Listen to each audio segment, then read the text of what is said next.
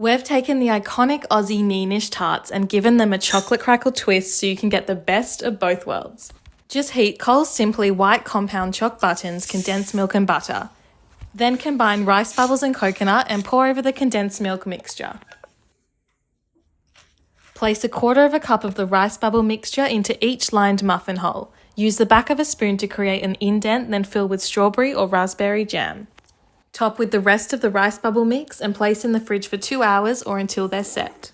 Microwave the rest of the white chocolate buttons until they're melted. Then spread the chocolate over half of each crackle and refrigerate for 10 minutes. Then just microwave Coles Simply dark compound choc buttons and spread over to create that classic neenish pattern. Refrigerate for 30 minutes and enjoy.